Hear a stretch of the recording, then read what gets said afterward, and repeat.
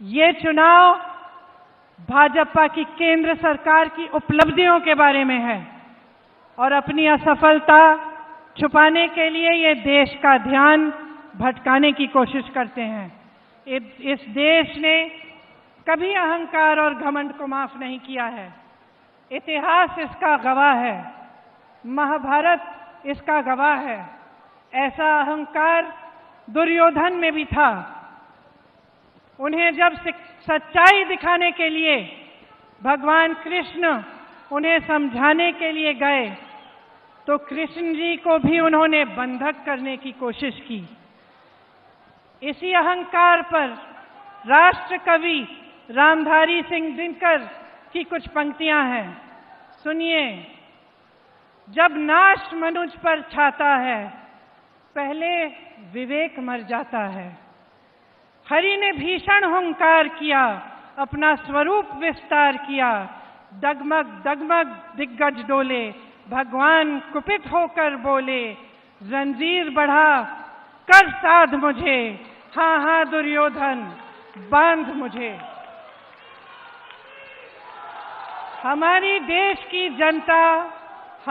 देश की जनता में बहुत विवेक है। ये विवेक कोई नया विवेक नहीं है। ये विवेक आज का विवेक नहीं है। ये सदियों पुराना विवेक है जो महाभारत में भी लिखा है।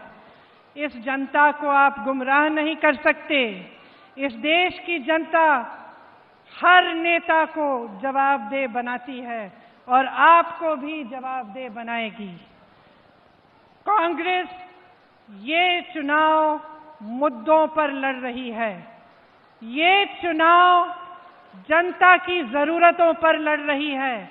ये चुनाव इस सच्चाई पर लड़ रही है कि जनता की समस्याओं को हल करने के लिए भाजपा की सरकार ने 5 सालों से कुछ नहीं किया। इनके बड़े बड़े नेता विदेश में घूमते हैं, अमेरिका जाते हैं, जापान जाते हैं, पाकिस्तान में बिरयानी खाते हैं, जापान में ढोल बजाते हैं, चीन में प्रधानमंत्री और राष्ट्रपति के साथ गले लगते हैं। लेकिन इनके बड़े बड़े नेता कभी इस देश की जनता के बीच नहीं जाते।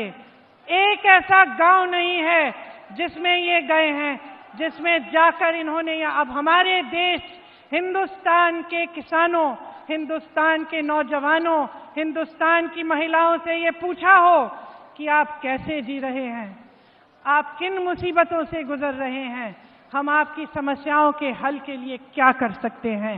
यही सच्चाई है इस सरकार की और यही सच्चाई है इस प्रधानमंत्री की।